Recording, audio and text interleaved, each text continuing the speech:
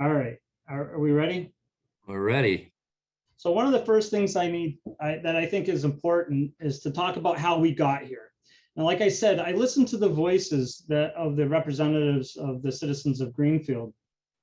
I really want to highlight some of the things that they said, because some of the things that they said is we should take in consideration for the type of efforts that we're going to go into the future. For example, Councillor Bottomley stated, as has been shown in comparison to other cities, we spend significantly larger portion of our operational budget on the police force. I'm going to talk about this in upcoming slides about the comparison to the cities and whether I think, are we really looking at the correct cities?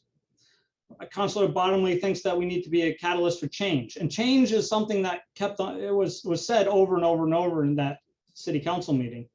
So that's one of the things that we have to look at. And what kind of changes do we want to have? We must use the blunt tool of budget cuts to make meaningful change. Again, the atmosphere is that people want change. And then he moved to cut $1,200,000 from the police department wages and salary lines and cut $100,000 from the expense line. I just want to say that we don't have to make those kind of changes today, but we have to be prepared to move in the future of that type of change if the councillors decide to continue to move in that direction. And again, he said it's abundantly clear that we need major change. It's been a long time coming, long before I even moved to Greenfield.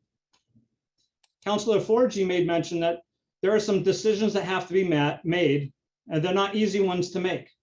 That is true. And that's what we're going to be talking about today. What kind of changes do that have to be made? And I'll tell you right now, the way I look at it, they're not going to be easy changes to make. These are not changes that I want to have. These are not changes that I want to make. Some people have attacked me over the last couple of weeks saying that I have those choices and I can make those changes, and they're upset about the changes that I've been making. But as Councillor Forgy said, these decisions do have to be made, and they're not easy.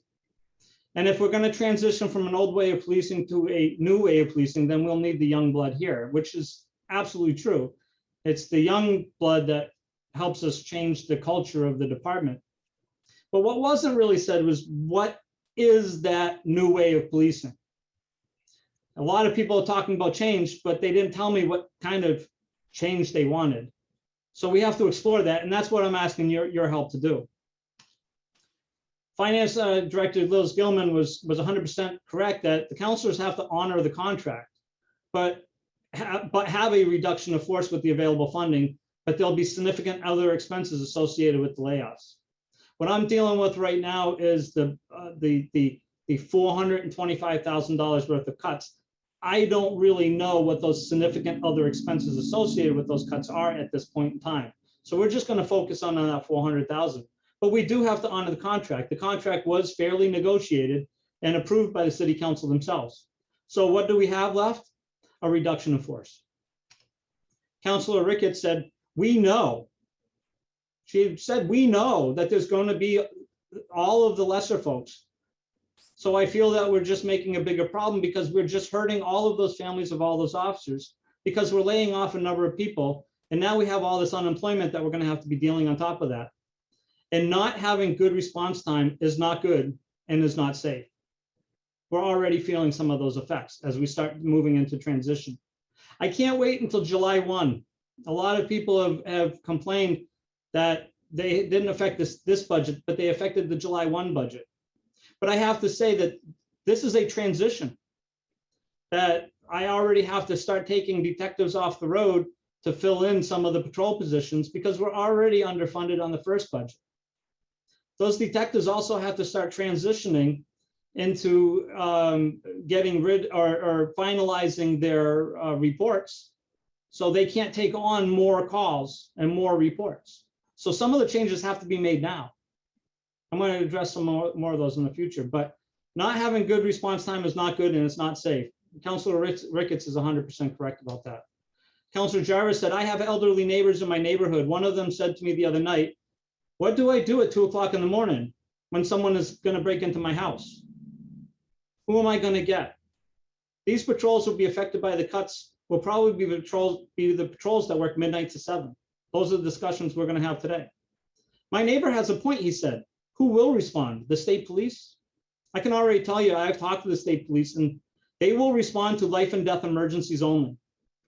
Now, somebody breaking into a house is the life or death emergency, but there's a lot of other things like alarms, loud noise complaints, and all the other things that we do over the midnight shift that they are unable to respond and they won't respond to. They've already denied service to the city of Greenfield because we've already requested their services. Again, they will be here for life or death emergencies. I want to emphasize that. Everything is going to be to our core function of saving lives. We will not allow any of that to suffer as long as we are able to respond, and the state police will respond, and Montague will respond, and Deerfield will respond, but those are the life and death emergencies. These are the concerns, these are the lives we're talking about, Councilor Jarvis said. He's absolutely right. Councilor Gilmore said that the community has been asking for changes for as long as I've been a councilor and probably longer. What kind of changes? We'll talk about that. I'd love to meet with her and discuss these changes too. This is a problem that has been festering in Greenfield longer than I lived here, and the community is asking us to do something, and that something may be very, very painful, but I still think we need to do something. She acknowledges that these cuts are going to be very, very painful to the town people, but these are the cuts that they decided to make. Councilor Lipinski stated, don't talk to me about break-ins. The police are the break-ins. And I move to amend the motion to $2 million from the police budget. The police are not entitled to our money. They work for us, and we get to decide how many of them we need. I want you to remember that. This is not my decision. This is not the mayor's decision. This decision lies in the hands of the council. And as Councilor Lipinski said, we get to decide how many of them we need, and they did. If someone is playing music on their front porch and they have a neighbor that doesn't like it, 7 o'clock on a Friday afternoon in the middle of summer, they have a right to be left alone. I've been to many, many loud noise complaints, and we've resolved most of them. But the ones that we can't resolve are ended up in the hands of the people themselves. And it usually involves a future assault and battery. So the loud noise complaints that we do actually solve future assaults. Councilor Lipinski stated, if I just broke up with my ex and my ex want to get me in trouble so they can come in and take all my furniture, I need to be left alone. I'm not sure what he's referring to. Is he stating that the police department shouldn't go to domestic assaults or domestic abuses? Or if somebody is calling the police for help for a domestic, should we question them over the phone? How many questions should we ask? What kind of questions should we ask before we send officers to that house? How long should we delay that response? It's not enough to say that we should reallocate. It's not enough to say that we should get rid of the bad apples. We need to be left alone in this town and have the cops and the rest of them to stop minding our business. Is this really what we want? When people call for help, do we really want to say, sorry, it's your business and you want to be left alone? Maybe it is. Maybe it isn't. But this is the conversation that we should have. This is very troubling. He also made mention of a call where one of his tenants, he accused us of breaking into his house because his tenant's girlfriend called and said that the tenant was suicidal. And we responded, and our officers determined that that tenant was suicidal, and they were brought to the hospital. Now, that was over the midnight shift. During the days, we would actually have clinicians in our cruisers that would respond, and we'd be able to settle that, but we don't have the funding for 24-hour counselors on our co-response program. So this happened overnight. So the only thing that the officer could do is call an ambulance and send them to the hospital and let the hospital decide whether that person's suicidal or not. Police officers are not qualified for that. So we did that. And then Councilor Lapiansky stated that the next day he did attempt suicide. So I guess the officers were correct in their assessment. But he wants us to leave them alone. I've been to houses where people have hung themselves. I've been to houses where children have hung themselves. How much should we be leaving people alone when they're going to kill themselves? I guess Councilor Lipinski will need to define that a little bit better. Councilor Bullock says there's very real data that shows our police department is too high. We're going to talk about some of that data because I did some data research myself. The other towns that were used as comparisons, she said, spending per capita is Amherst, East Hampton, Northampton, North Adams, we spend more than all of them, which is not wrong, but there's probably reasons why. We'll talk about that. When we look at the pie, now that statement, look at the pie. I know what pie she's talking about. I'm going to present that pie later on. I just want you to remember that as we go through this quote. When we look at the pie of what Greenfield Police responds to, a lot of it isn't police business, which we need someone in our community to respond to these things, right? She's admitting that there's nobody else. So she doesn't want the police response, and she doesn't want anybody else. Maybe she does want somebody else to respond. I don't want to say that for her. She probably does want somebody else to respond, but we have nothing in place for that right now. And she knows that. Councilor Bullock stated, but some of the things I think we need to address here, we're paying for body camera stipends. That's not paying for the body cameras, that's paying for the officers to wear the body cameras, whether it's part of their job or not. I can tell you right now, it's not part of their job. They've never been asked to wear body cameras. It's not a job expectation. If the city wants them to wear body cameras, they have to negotiate for that. They did with the mayor, fairly. They decided to take a 0% COLA and take a 2% body stipend. It's basically the same as a 2% COLA like most other departments got.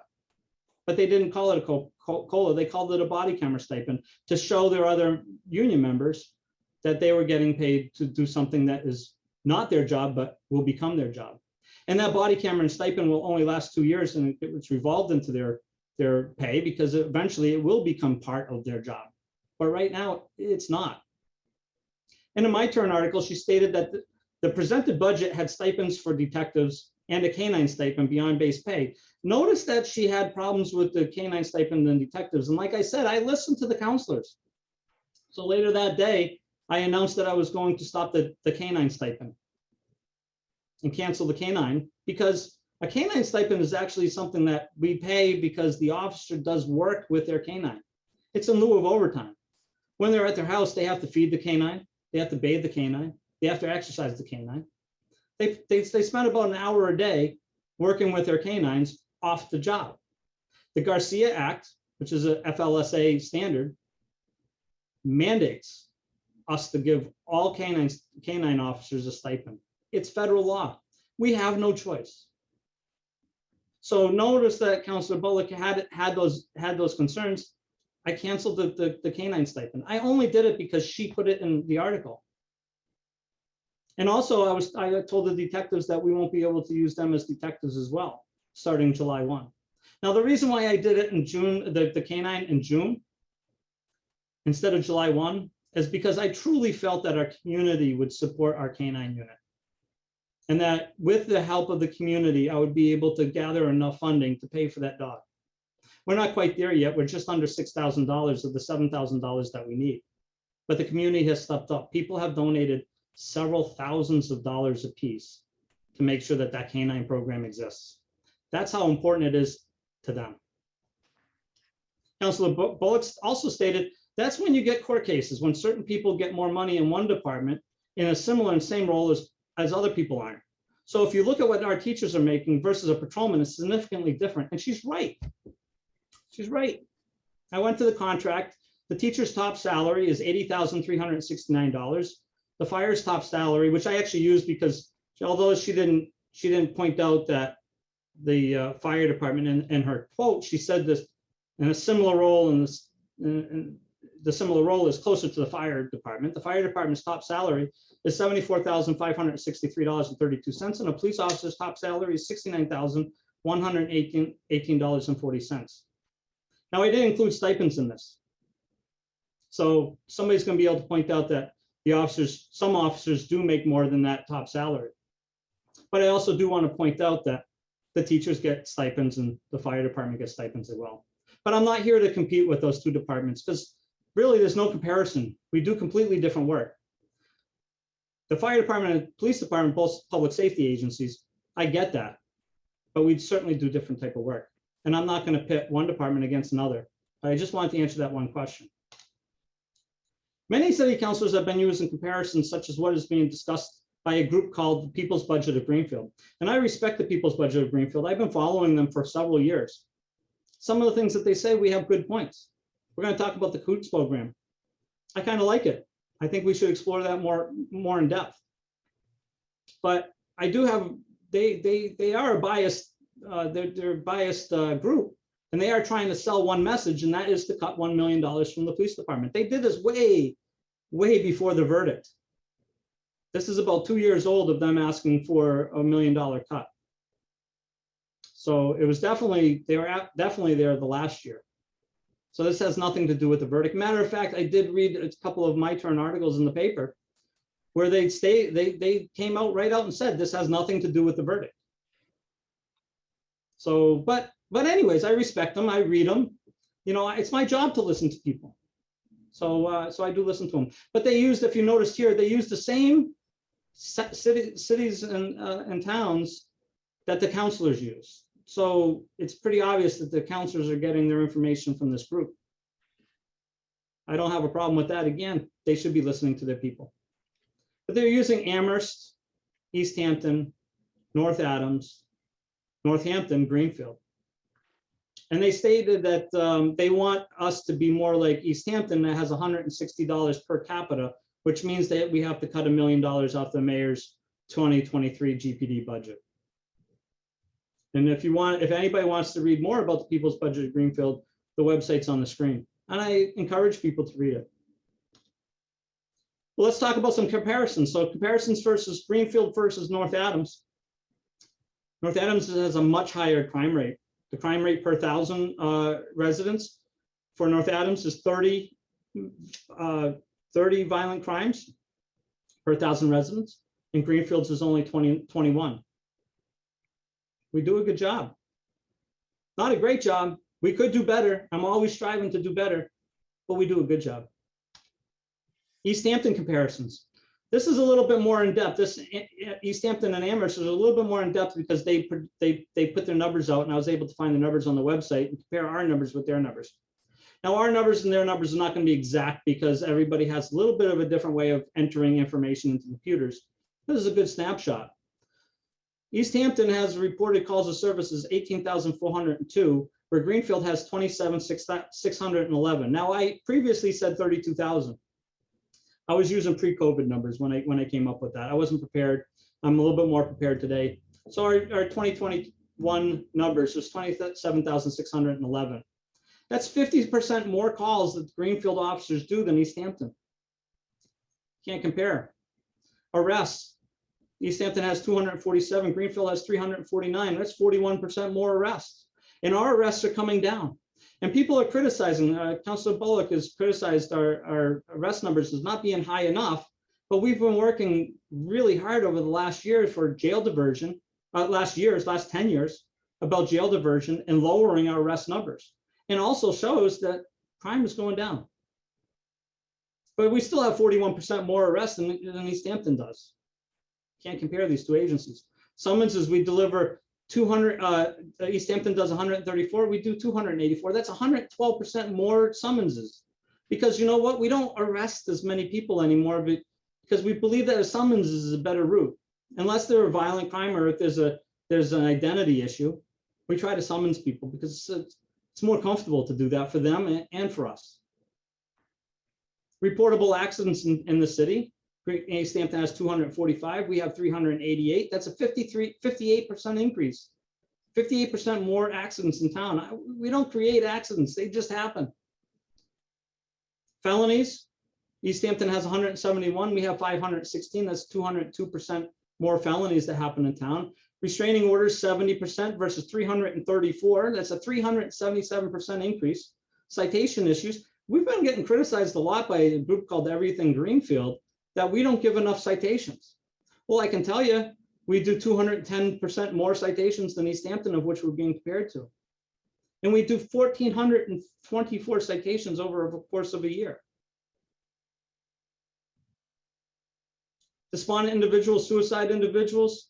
Now here, I'm gonna say, I believe the numbers are probably wrong because I would hate to find it hard to believe that we do a 16,083%.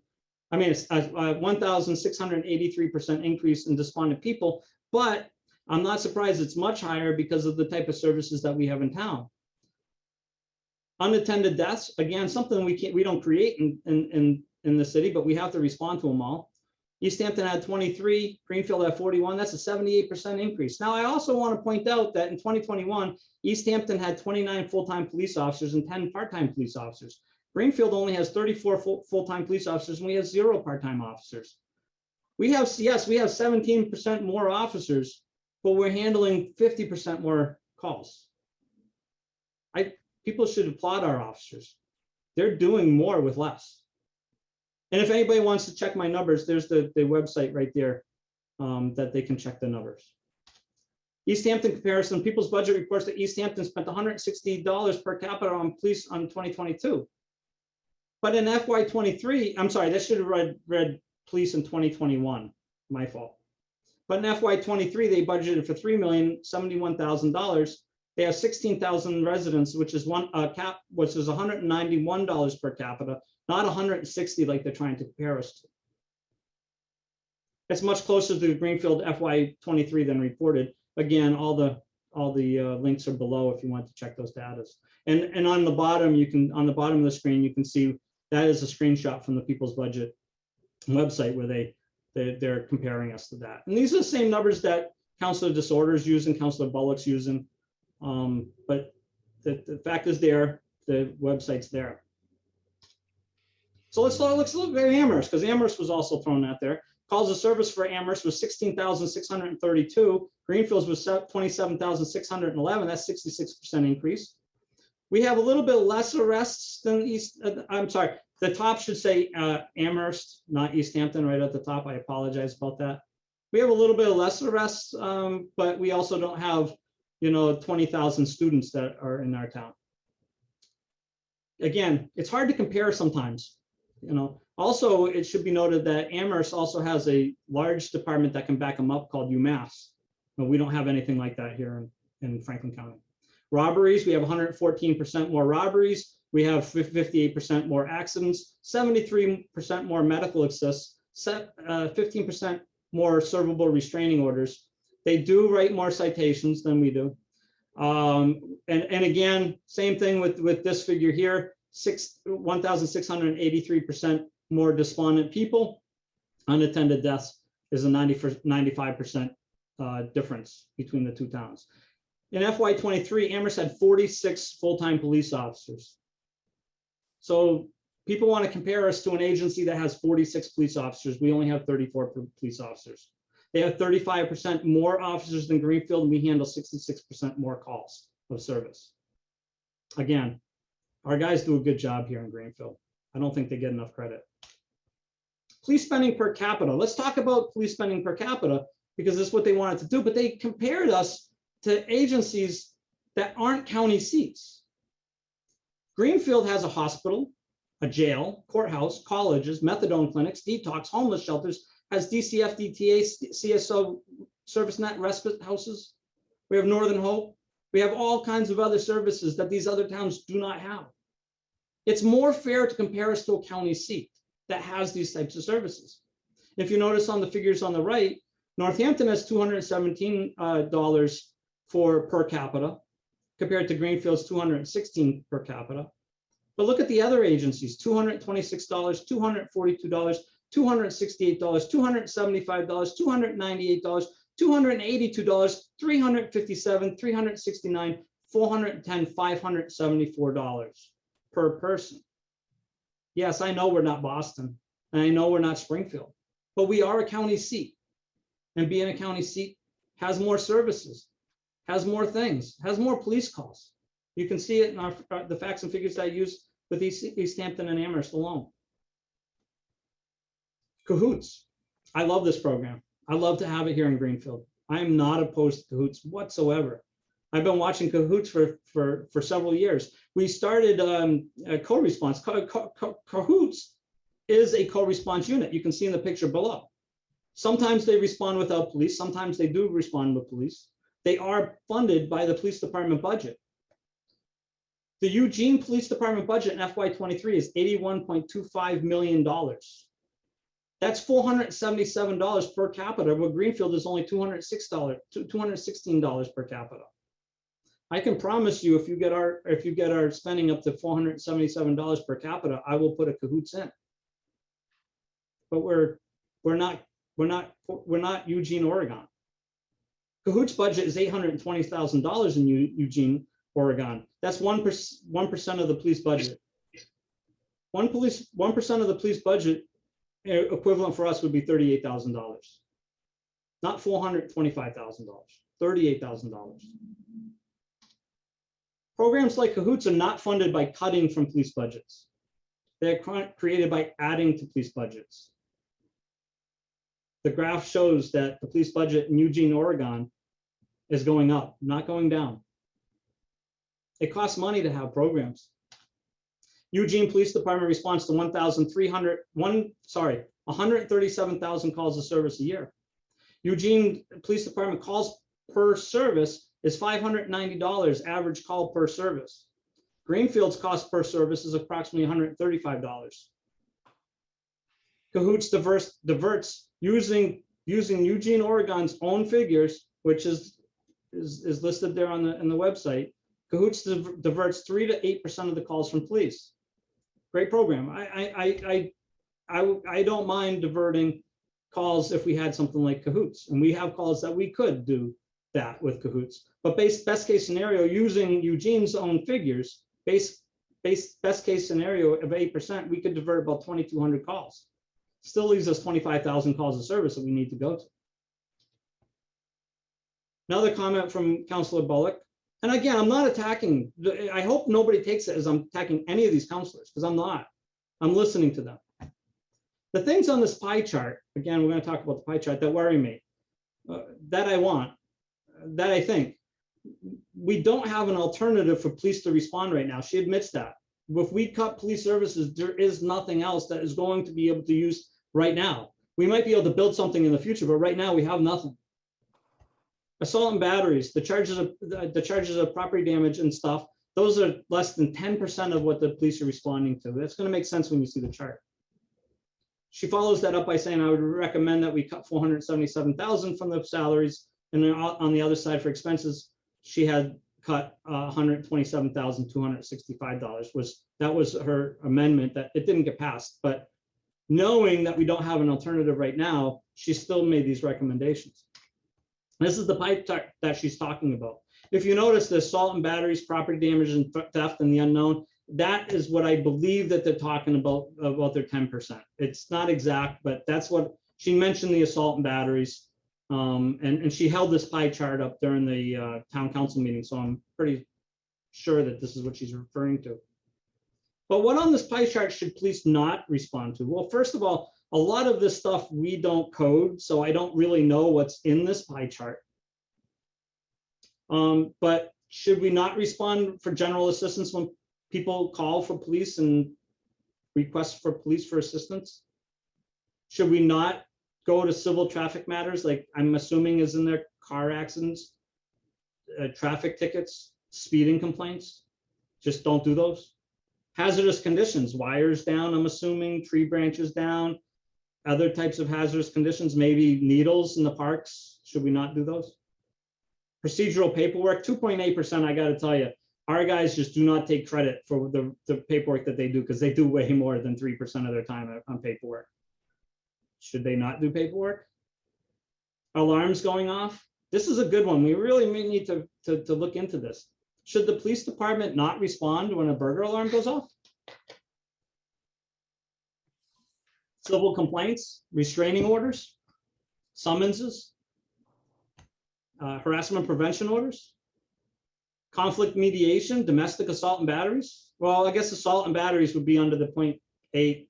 I question that number, but should we not try to prevent assault and batteries by doing conflict mediation? I can tell you that this 90% is not covered by Cahoots. Cahoots does 3 to 8% of their calls, probably in the general assistance categories. What do we do though? I think that's important to talk about. So last couple of days, I've gathered up our statistics and let's talk about it. So we do 1,519 911 hangups and silent calls. So if somebody calls the police because they're afraid of an intruder? If somebody calls the complete police because they're afraid of a domestic abuse situation and they leave the phone off the hook, do we not respond? How many of those 1,519 are that? Probably not much, but which ones are they?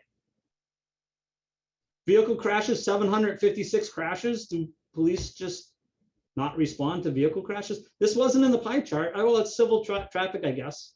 Do we just not respond to vehicle crashes?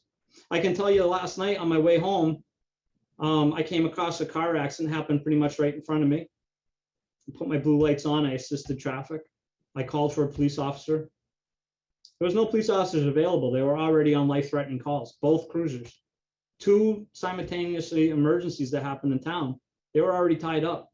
A detective finally came and relieved me, but it took him the amount of time to that the fire department came, the ambulance came, they treated the patient, they put him on the stretcher, and they loaded him into the ambulance before the first police unit, besides myself, showed up.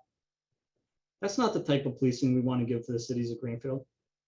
Not only that, but if our officers are too tied up doing call to call to call to call, and they can't get the paperwork done, then people aren't going to be able to rent cars. They're not going to be able to get their insurance payments. They're not going to be able to, get their paperwork that they're going to need for all of that, because our officers are too tied up doing the emergency calls. Alarms, 535 alarms in the city of Greenfield. Which ones are real, which ones are not? How do we figure that out before we respond? Should we not respond? Animal cruelty calls, 10 people that we identified were cruel to animals. I didn't see that up on the pie chart. Again, you can hear me that a lot of times, do we not respond to that? Assaults and threats, there's 240 of them. They talked about that. Citizen request for police assistance, 1,947. Now here is where I agree that a department like Cahoots could come into play. Does a police officer have to go on every single thing that comes through our telephones? No, I don't think we do. I think there's an area for a place like Cahoots. There's an area for a place like clinicians. We've started that type of program. We can't afford it. It's going to take an increase of our budget to put that type of thing in play. And then how many Cahoots do you have, and how many hours a week do they do? So does Cahoots work midnight to 7? So how much are we going to fund? In order to have 2 dispatchers round the clock 7 days a week, and I'm really quickly looking at my budget line items here. I believe it's in the area. Yep, here it is. Hold on a minute. $727,000 to have 2 people around the clock. So that would be in addition to the budget that we have, or some of these other calls aren't going to be answered. Assist other agencies. When people are calling to assist other agencies, that could be DCF, that could be Montague, Deerfield. There's a lot of things in there. They want a police officer. B&Es, there's been 157 of those. BOLOs, which is be on the lookout. So those are crimes that are in progress. I had one yesterday at that car accident. There was a vehicle that was driven by matter of fact, if anybody can help with this, by a driving school that was part of that accident that left the scene. That would be a BOLO. There's 215 of those. Despondent people, I said this already, 321 people. 321 people that are despondent, and they could be anywhere from suicidal to, earlier today, we had a naked person walking down the street to somebody standing on a bridge. Which one, how do we determine? Councilor Lipinski wants us to ask all of these questions to make sure that it's not a ex that is jilted in the relationship. How much delay do we have before we respond to these calls? 199 disabled vehicles in town. That's where we put our blue lights, assist them in getting tow companies. We usually give somebody a ride to where they're going. 931 domestic disturbances and domestics. Again, which ones are just arguments and which ones are assaults? If we don't respond, could somebody die? Not trying to be scary. It's the truth. This is what we face every single day. 931, that's about 3 every single day. Erratic operations, traffic complaints, 488. That's the speedings on Elm Street that people are concerned about, and I get it. You know, we have a lot of streets in town that have a lot of speeding complaints. A lot of people do not adhere to the speed limit. There's only so much of us. 412 fireworks and noise complaints. Councilor Lipinski stated that leave us alone, let us do the noise complaints, let us have noise. But again, if we do leave you alone and we don't respond to noise complaints, it only accelerates. 251 issues of fraud. Now, somebody pointed out the other day that, yeah, it could be a telephone fraud and there's nothing a police officer can do. Well, they're wrong. When an elderly person has telephone fraud and they're a victim of fraud, we not only take the complaint and we not only tell the federal government, and a lot of times we can, and sometimes we can't get their money back, but we also counsel them of how not to be a victim a second time. 712 harassing calls, syringe pickup. Even though we do have an agency in town, Tapestry, that helps us pick up syringes, our officers still go out to the parks and find syringes themselves. We did 113 of those over the course of last year. The Cahoots could help us with that. 34 illegal dumpings. This is usually someplace like somebody takes tires and they throw them into the woods, or take garbage bags, and our officers will go through the garbage bags with the maggots and the diapers with the feces in it and finding it something that has their mailing address on it, and we charge them with that crime. Not sure most people would like to do that, but our officers do. Indecent exposures or sex offenses, that's 36 different sex offenses. Juvenile issues, unruly use is 192. Believe me, I wish parents would be able to control their children, but often they can't, and they call us because they can't control their own children. Or an agency calls us. Again, it goes back to that we're a county seat. And we have a lot of agencies that call us and ask us to do Section 12s on 9-year-olds because they can't control it. Do I believe that the police should be responsible to go into a service that has employees there to try to work on a 9-year-old? No, the police should not be doing that. But they're so out of control that the people that are working with them, which are civilian based, are scared of them and they request our help. 335 thefts, shopliftings, and robberies. 124 malicious destruction or vandalism complaints. 929 medical emergencies. These are only the ones, there's much more than this in town. Fire department does a lot of these now. Greenfield Police Department used to do them, but we're too busy and we can't do them. We can't do all of the medical emergencies. The fire department stepped up to the plate, has done a great job with them. They've started their own ambulance service, and AMR does an awesome job in this town. We have one of the best ambulance services that I know of any community right here in Greenfield, using those two agencies. But when somebody is overdosing and they're not breathing, most people are relieved to see the first person that arrived as a police officer with Narcan. Should we not do that anymore? Missing people, we've searched for 60 missing people.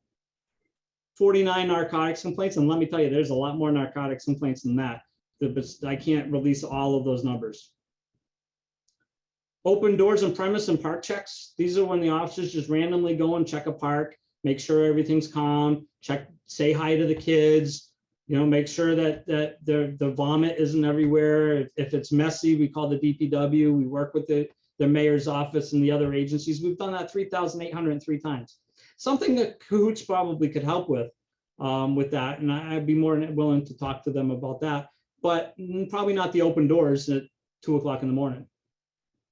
We've done 577 civil processes, what we have to do as police officers, so civilians wouldn't be able to do that. Sex offender registration, we register 137 sex offenders in the city. It does exist. Bad people do exist. People that make mistakes do exist. 1,147 suspicious unknown problems. That could be anything. That could be a horrendous, badly thing, or it could be something simple, but you don't know until you get there. 1,468 traffic stops that we've done in Greenfield. People complain that we don't do traffic, but we do as much as we can. We don't have a dedicated traffic officer. We used to. We changed that to a dedicated outreach officer, which I'm going to talk about in a minute. That number would be higher if we had dedicated traffic officers, but we can't afford them. 384 trespassing and unwanted. People don't understand, but it happens. 2 o'clock in the morning, a drunk comes in, sleeps on your couch. You wake up. There's a stranger in your house. You don't want him there. Who do you call? And 1,147 welfare checks. And a lot of those come from service agencies, doctors. And a lot of those is, I haven't seen my neighbor in 3 or 4 days. Their mail is stacking up. Their animal looks like they're starving to death. These are the real calls that happen in Greenfield. These are the real calls that I need your help. I need the counselor's help, and I need the mayor's help to tell me which ones of these we do not do anymore. It breaks my heart. It really does. This is not what I'm about. If anybody knows me, I'm Mr. Community Policing. I've always been Mr. Community Policing. I spent all my time one-on-one with people to try to help them. And now I'm being told to stop helping them and leave people alone. So here's some discussion points that I want to have. I have some more slides after this, but these are the discussion points that we can have at the end. But what calls should police officers not respond to? Currently, what agency is in place to handle the calls that police officers are instructed not to respond to? And what do we tell the public when they call and we can't respond? What do I say to somebody? Sorry? Call somebody else that can't respond either? How do we do that to the people of Greenfield? How do I do that to my neighbor? Ed Jarvis is my neighbor. That elderly person that he talked to, wondering who he's going to call, is my neighbor too. Christ, that could have been me, getting old myself. So here we are, we're facing $400,000 cut in salary lines. I got to point out though, it's not really $400,000, it's more than that. So in FY22, because people have been asking where these cuts are coming from, but in FY22, our budget was $3,412,489 as amended. And now FY23 as amended is $3,139,163. This is just my salary lines. It's important to note that FY22 did not include the bargain COLA and stipend increases that was negotiated in good faith, approved by the city council. After the budget was requested and finalized, those numbers weren't in there already. So I have to pay for that as well. That was already bargained and approved, something I didn't do. I support, but I didn't do. In order to level the services in FY22, the FY23 should have included a 3% increase over 2 years and should have been increased by $102,374. Plus, it should have included what was fairly negotiated and accepted by the council, the $51,149 body cam stipend and the $7,000 canine stipend. I want to point out that a lot of people, some of which are watching this at this moment, question why we have the $7,000 canine stipend this year, but we didn't have it last year. Then this is a new program. The $7,000 in stipend was fairly negotiated in the contract between when he got the dog, which he was willing to work with the dog uncompensated until we were able to negotiate that contract. Once we negotiated the contract, it starts in July 1 of this year. So the money is in there for this year. It wasn't in there last year. I know it wasn't in there last year. We got the dog of May of last year. He wasn't here for a whole year. So in FY22, even though the budget was set at $3,412,489, it should have been $3,566,019. That would have been FY22 level service. We scraped, we went without, and we were able to make things work. Can't do that now. So as amended, it's $3,139,163. The true cost of the reduction of services on the salary line is closer to $426,856, just on the salary line. Patrols calls of service. So let's talk about our calls of service again. Calls of service for 2021 was 27,611. We average, and I say average because it doesn't always happen. If anybody knows police work, on a full moon, there's a lot more calls than when there's not a full moon. And so we can't pick and choose when the calls come.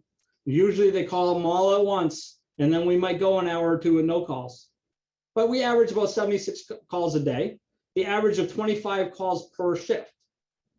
For safety reasons, we should not have less than 2 officers. That is a standard across all of America. 2 officer responses standard for any type of emergency type of calls. Greenfield Police Department, knowing a calls of service, knowing all of the numbers that I showed you there, should be able to handle 2 calls at the same time. So that's 4 officers. That's all we got.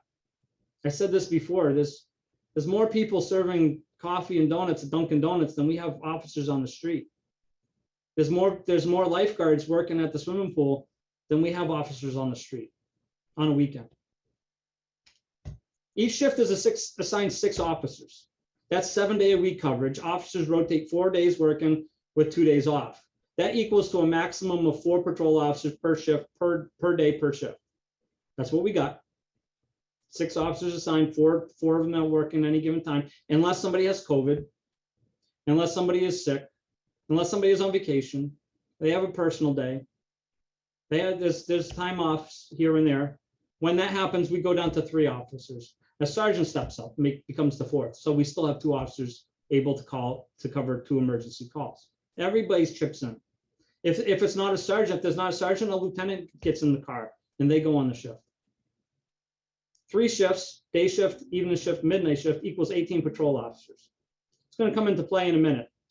Current detectives, we have 3 general detectives. That's all we got, 3.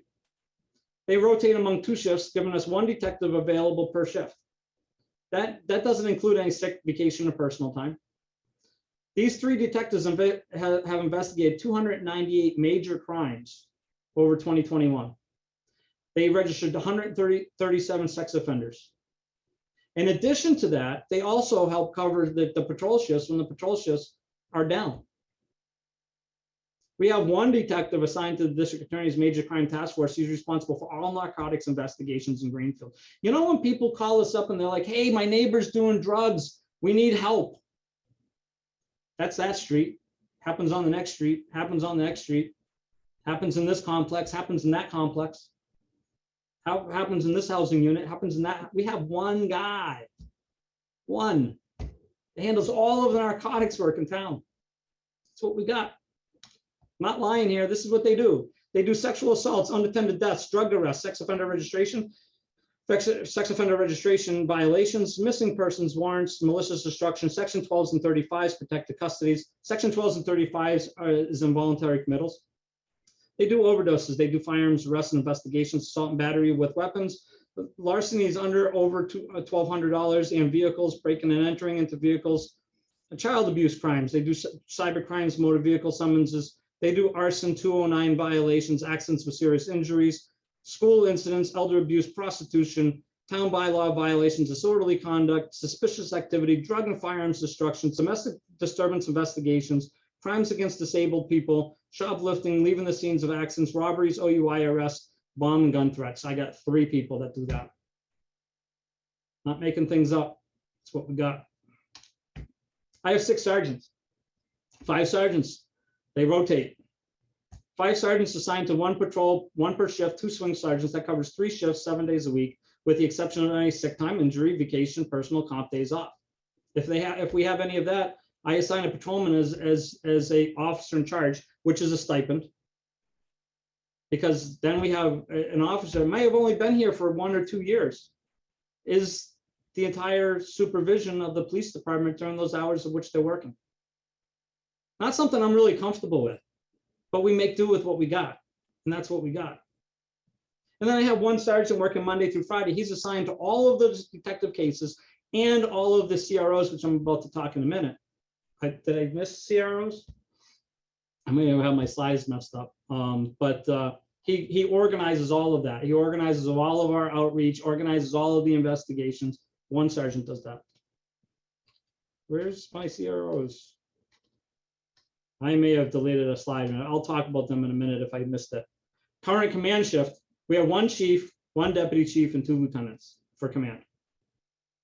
Currently, we're running with only an acting chief, which is myself, and 2 lieutenants. The patrol lieutenant is going to be assigned to evening shift. The administrator assigned is to day shift. The patrol lieutenant plans on retiring January 1st, which leaves me and 1 lieutenant to do all of the work, all of posts, all of the reporting that we have to do. That has to monitor body cameras, that has to monitor cruiser cameras, has to make sure all of our officers are acting in the way that they're supposed to, and they're following rules and regulations. We have to organize our training. We have to organize grants. We have to pay our people. We do all of that work. It's going to be down to 2 of us. We have 3 civilians. I have an administrative assistant. She's in charge of the payroll, billing, and grants. She's invaluable, the lowest paid person that we have in the department. Does a ton of work. Records clerk, again, lowest paid in the department. She's responsible for all record keeping, firearms, registration, record requests, FOIAs that we get hit with every single day. I get 1 person doing that. She does a great job. Not going to lose her. These people aren't even on the table. I'll fight you guys for this one. Not on the table. Court administrator, we have an attorney here at the Greenfield Police Department. Almost nobody else does. He gets paid half of what he should get paid. And he's responsible for all of our evidence storage, court review, records, parking hearings, and he's legal counsel. He doesn't get paid no $500 an hour like most lawyers do. Again, these guys are off the table. They're the lowest paid employees here. They do the most work. I can't lose them. We won't function. CROs. Sorry, this slide should have been near the detectives. 2 CROs. What's the CRO? Community Resource Officer. These are our outreach officers. They do 95% of our community policing here. 2 officers, 1 on day shift, 1 on 3 to 11. They perform community policing activities. They outreach to at-risk communities. These are the officers that go out when it's 10 degrees to check on our homeless to make sure that they're still alive and they haven't frozen in their tents. Somebody has to do it. Nobody else in the community does. We do. These same people without shelter that everybody say that we harass is devastated at our cuts because they know that they are the population that's going to be suffering the most. These are the people that have invited us to our weddings, their weddings. They invite us to their meals. They draw pictures for us. They're part of us. They're our brothers and sisters in the community like everybody else. We don't harass them. Yes. Do we enforce the park rules? Yes. We're the only agency that does. Do we make sure that they're not drinking, vomiting, defecating and urinating on our stage at the parks? Yes, we do. But we also check on them. We give them backpacks in the winter that has hand warmers and other types of essential stuff. We give them jackets. I think we handed out 250 jackets, winter coats to the homeless. This is what the CROs do. They do. They do youth mentoring. They show up after school because we're not allowed in the school anymore. They show up after school where the kids playing basketball and they shoot hoops with them and mentor them and talk to them. A lot of these kids, they don't have parents at home. They don't have the role models at home. They look towards our officers to do that. Whether you like it or not, that's what happens. That's the truth of what we do. They work with the special needs community at the Green River House. We go to their dinners. We're part of their board of directors. They act as the school liaisons when the schools do need our help. Human rights liaison is our CRO. CIT, co-response, problem solving, downtown patrol, all of that, bicycle patrol, all of that done by these 2 officers. The majority of the proactivity that you see from our officers is done by these 2. These positions are also responsible for the unfunded portion of the scope of work that the $180,000 co-response grant does. If we lose these 2 officers, there's a good chance we're going to lose the clinicians. I said it once, I'll say it again. We have to say their names. They're not making $102,000. These are the wages right here. Brendan Smith makes $63,460. That's a good wage for a good job. Adam Belleville, who has been a police officer for approximately 10 years in other communities, he's top step at $69,118. Marcus Johansson and Jedediah Henry make $62,275. They just graduated the academy, so that's the lowest ranking officers that we have. Nicholas Limoges makes the same amount. Madeline Llewellyn makes $63,460.80. And Laura Gordon, one of our senior officers, she makes $69,118.40. Just to let you know, she put in her resignation for a leave of absence to the mayor this week. She's leaving our department because instead of her, it would have been Ella Siniger. And Ella Siniger is a brand new officer that has a family, that has a house to have to pay for. Laura's leaving to save Ella. That totals $451,984. Now you're going to say that that's more than the $400,000. I can't chop an officer in half and only pay him half. So I have to have a little bit more. I have to have some cushion. Those are the names. That's the figures. So where do we cut 7? This is the crux of the conversation right now. I have 6 officers assigned to days, evenings, and mids. That means I have 4 people per shift. I have the 2 outreach. I have the 4 detectives. I have the 6 sergeants, 3 command, and 3 civilians. Now I know a lot of people are like, cut the command. I get that, but you got to have a chief of police. And I understand that people don't want certain person as a chief. I'm not here to debate that, but we have to have a chief. You have to have a lieutenant.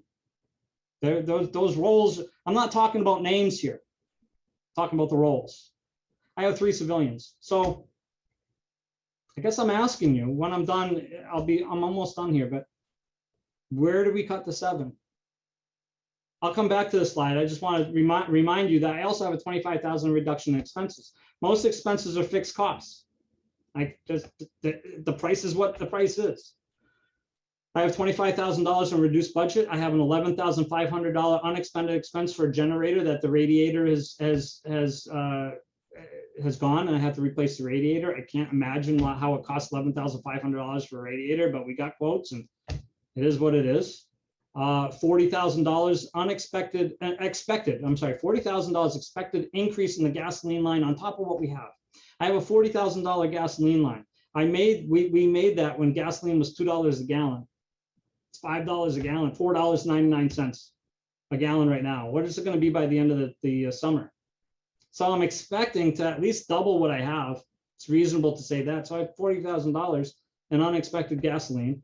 And I have an increased cost in vehicle maintenance of $10,000, I expect, because my fleet is aging. The youngest cars in my fleet right now are 2020 hybrids. And I got to tell you, the 2020 hybrids, which is first year on the assembly line, they're all breaking down left and right for not just ours, across the country. And you can't get pieces. I had a car down for 7 months waiting for one piece. We have the same problem everybody else is facing. I know that the people watching this have the same problems. Can't buy a car right now. I ordered a car in July of 2021. I haven't got it yet. So my costs are going to increase if I can get them fixed. So we're underfunded by not $25,000. I'm underfunded by about $86,500. Now I have some possible line reductions. Academy training, we're not going to send anybody to the academy this year, so I'll take that. Put that in there. Academy physicals is $2,000. I'll take that and put it in there because we're not going to be hiring anybody. So I got some money there. Telephone, I probably can scrape up. It's not just telephone, it's all communication. It says telephone in the line, but it's all communication. It's the cruiser computers, it's dispatch computers, it is the telephones, it is all of that. I might be able to scrape up probably about $10,000 out of that line. Uniform expense, I'm not going to be hiring anybody for the academy, so I can scrape up $10,000 out of that line. Possible line reductions is $26,000. That means I'm still under budget by $60,500. So what expenses do we not pay? Do I continue 2 officers cruisers trying to curb fuel costs because I'm under budget by $60,000 in hopes that the council, who doesn't seem to be very proactive in giving us more money, that will give us more money? Do I not repair cruisers, buildings, or equipment? Do I let the generator go? and not have a generator when the next storm comes, and then all of the phone lines don't work? Do I not send officers to advanced training, which is typically legal-based, behavioral mental health, or de-escalation based? Do I shut down computers and phone lines? Do I shut off CGIS? CGIS is our crime computer. Or not? Do I just not have office supplies?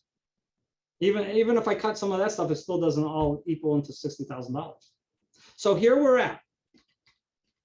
I paint a bleak picture. I understand it. I understand people don't appreciate some of the decisions that I've had to make, but I have a fiduciary responsibility to this budget that has been given to me. Some of the decisions I have had to make are hard decisions. I agree with the counselors. They're not popular with the decisions.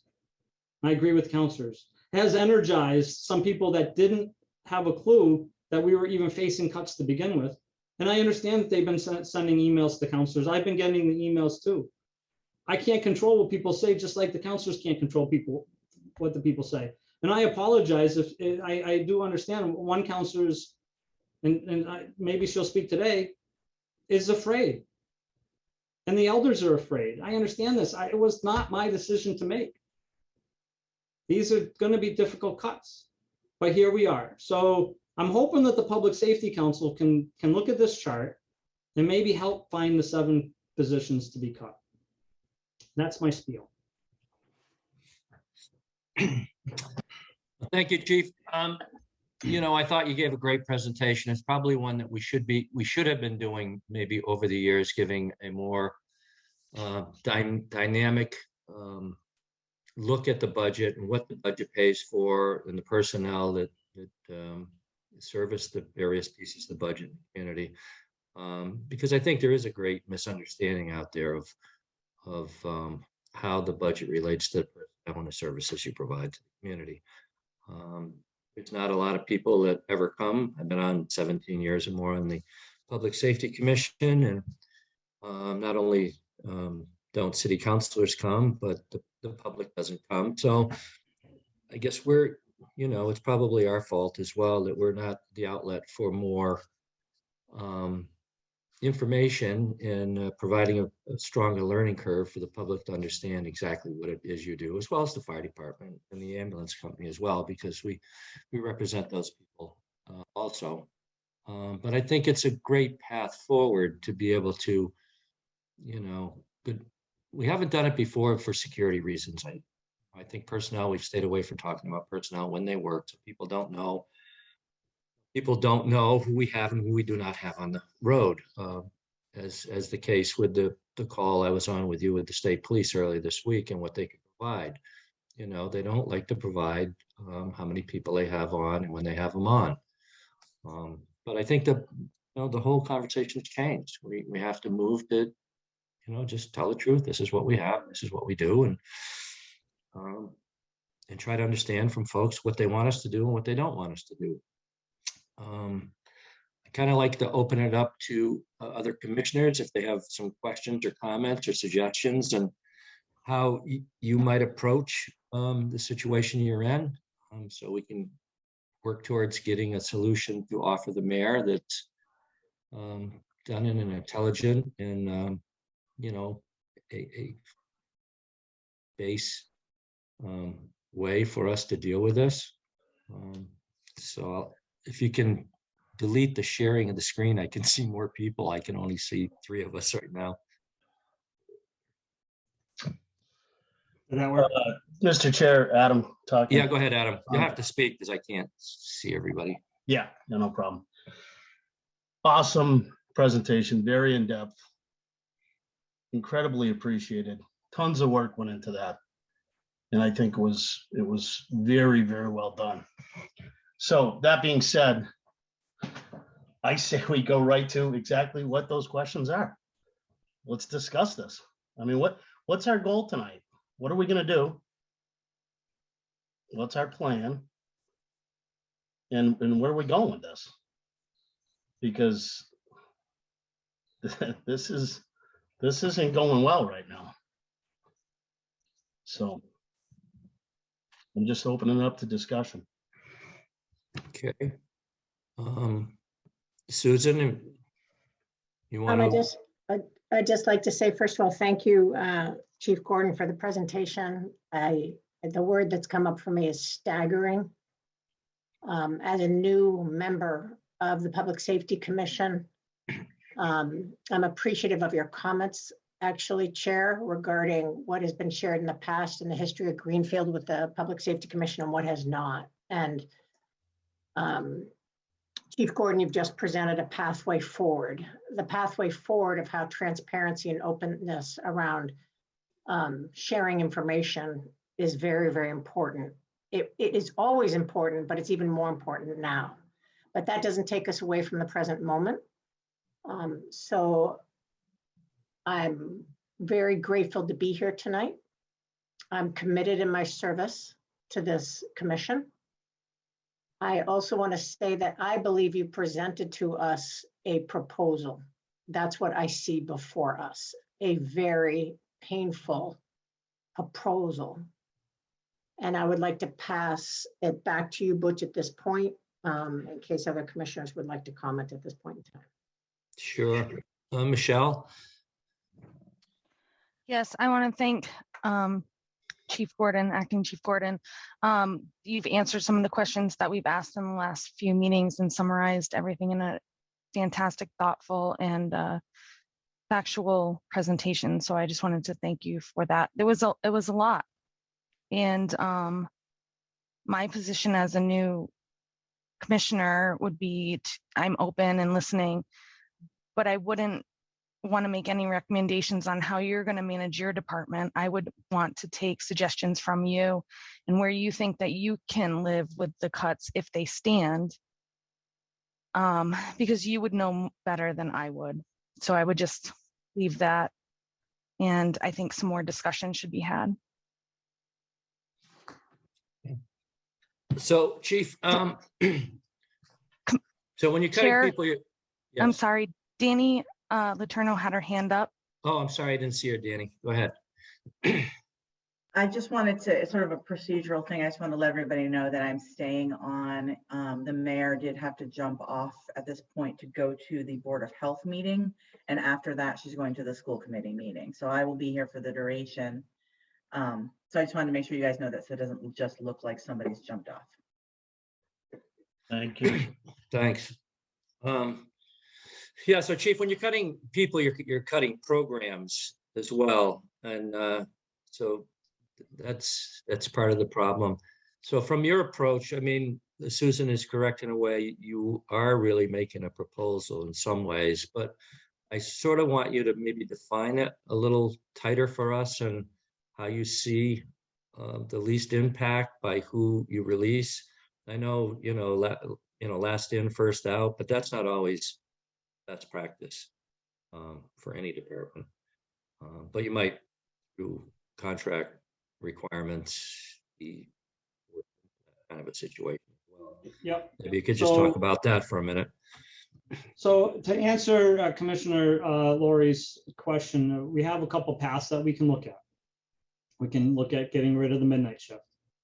I live in Greenfield. If there's something's going on, if there's somebody crashed in my front yard, if somebody's trying to break into my house, would I feel comfortable where it's calling and getting nobody? I don't like that solution, but it's a path.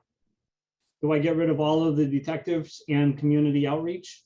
So that doesn't need, that only equates to 6 people, but I probably wouldn't get rid of the narcotics officer that's instrumental in force. So that's 5 people there. But we could get rid of all of the detectives and all the community resource officers and have 0 outreach and go to only response level type of department where we basically act more like a fire department. No offense, but we stay in the station and we go on the call, we come back to the station. And then we go back on the call, go back to the station. So there's that solution. We can also go to a level of not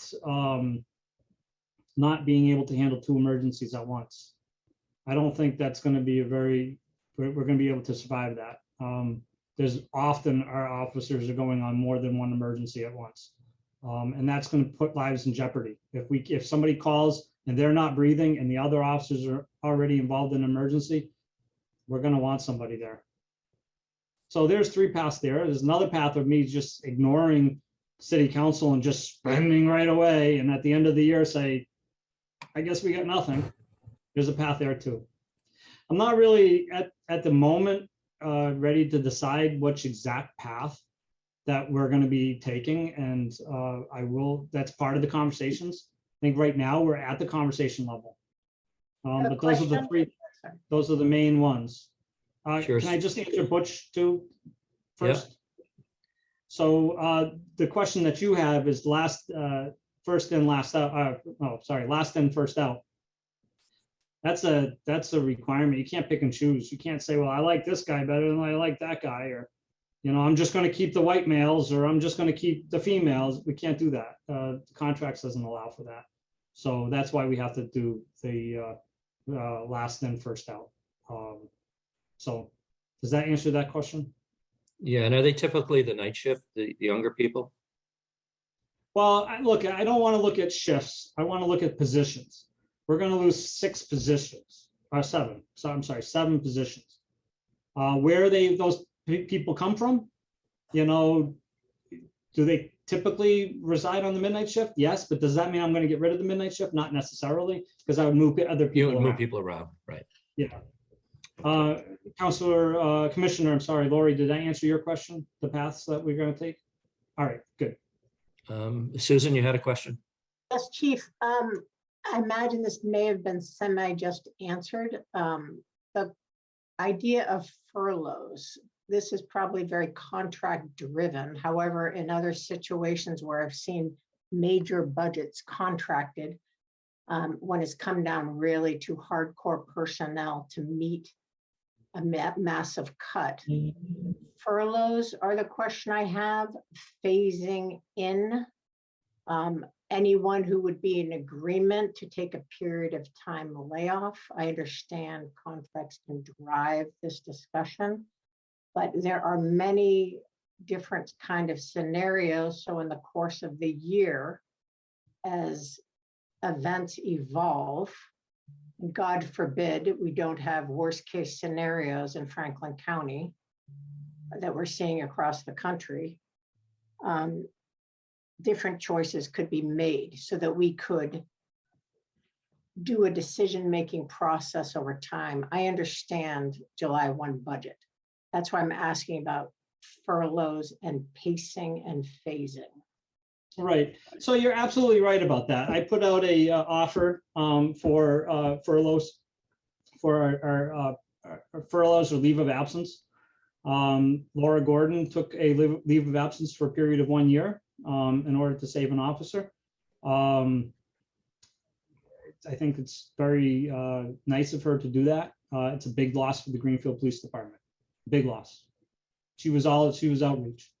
So, but anyways, I'm a little biased on that, so I'm going to leave that one alone.